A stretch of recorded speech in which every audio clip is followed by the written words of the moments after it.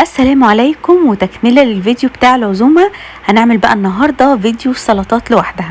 اول سلطة هنعملها مع بعض الكول سلو، وهنعمل كمان سلطة البنجر، وهعمل لكم سلطة الطحينة اللي بتتقدم في المطاعم.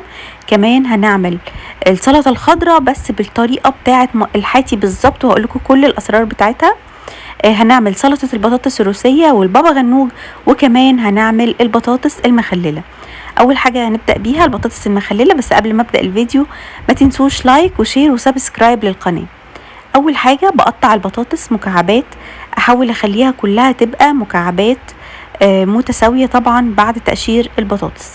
بعد كده هحط عليها رشه من الملح، وكمان هحط عليها معلقه كبيره من الكركم. طبعا البطاطس هتعملوها حسب الكميه اللي انتوا محتاجينها. بعد كده هحط عليهم ميه مغليه، وهرفعهم على النار. مش هتقعد 5 دقايق لاني انا مش عايزاها مسلوقه على الاخر. في بوله بقى بجيب فلفل احمر وفلفل اخضر وتوم وكزبره مفرومه، وهحط معاهم معلقه من الملح، وهحط شويه من زيت الذره وشويه من الخل، وكمان هحط عليهم معلقه من الكزبره الناشفه، والملح طبعا احنا حطيناه في الاول. هقلب بقى كل الخلطه دي كده مع بعض، الثوم والفلفل والكزبره والحاجات التانية اللي احنا حطيناها دي، هقلبهم كده مع بعض. والخلطه دي انا ممكن احتاجها في سلطات كتير.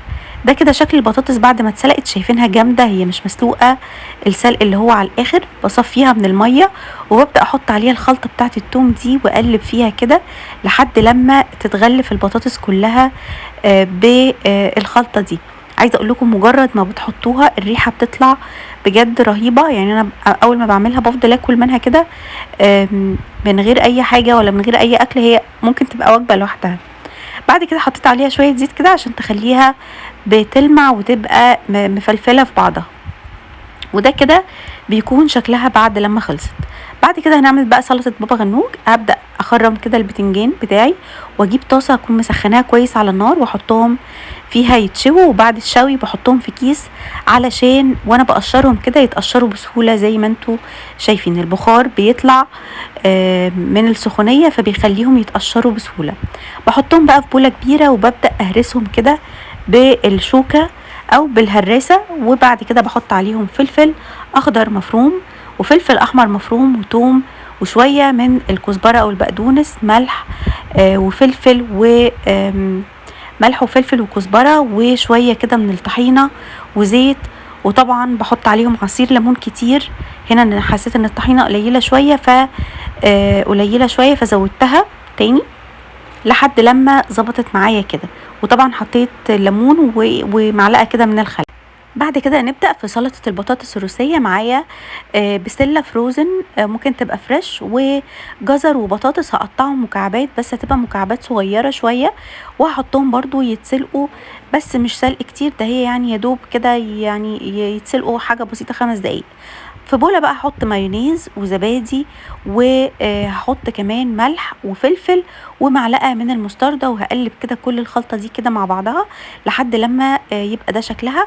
هعصر عليها عصرة كمان من الليمون علشان تديني مزازة حلوة كده، وهحط عليهم بقى البسلة والبطاطس والجزر بعد لما اتسلقوا.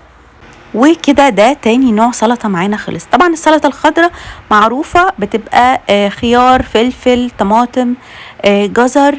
دي المكونات الأساسية بتاعتها. بتتقطع تقطيعة كبيرة شوية زي تقطيعة بتاعة سلطة الحاتي، ما بتبقاش صغيرة. طبعا الفلفل الألوان ده اختياري، زي ما انتوا حابين تحطوه أو لأ، بس هي دي المكونات الأساسية بتاعتها. طيب ليها 3 أسرار بقى. ال3 اسرار دول بيعملهم الحاتي في السلطه بتاعته، هقول لكم عليهم دلوقتي. اول سر هو الشبت. طبعا احنا لما بنيجي نعمل سلطه مش بنحط فيها شبت، لكن سلطه الحاتي لازم بيقطع فيها مع البقدونس شبت، وده اللي بيديها طعم مميز. تاني حاجه بنعملها هي البصل بتاعها. طبعا البصل بتاع السلطه هو البصل الاحمر مش البصل الابيض، بس لو مفيش عادي مش هيقول لا يعني. بقطعه كده لجوانح زي ما انتوا شايفين، وببدأ بقى احطه في كيس. هتستغربوا طبعا، طب انتي بتحطيه في كيس ليه؟ هقول لكم دلوقتي. الكيس ده بقى علشان اولا يخلي ايدينا، يعني انت ممكن تعملي الحركه دي من غير كيس ولا حاجه، بس انا بحب حركه الكيس دي عشان بتخلي ايدينا ملهاش ريحه بصل.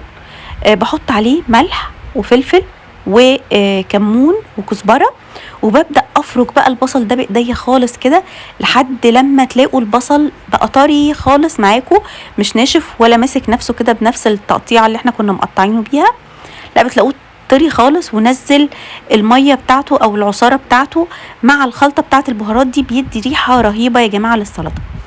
تالت حاجه او تالت سر، بنحط قصدي زيت وخل وليمون مع بعض، ودي بتبقى الدريسنج بتاع السلطه، بيبقى ملح وزيت وخل، ملح وزيت وليمون وخل.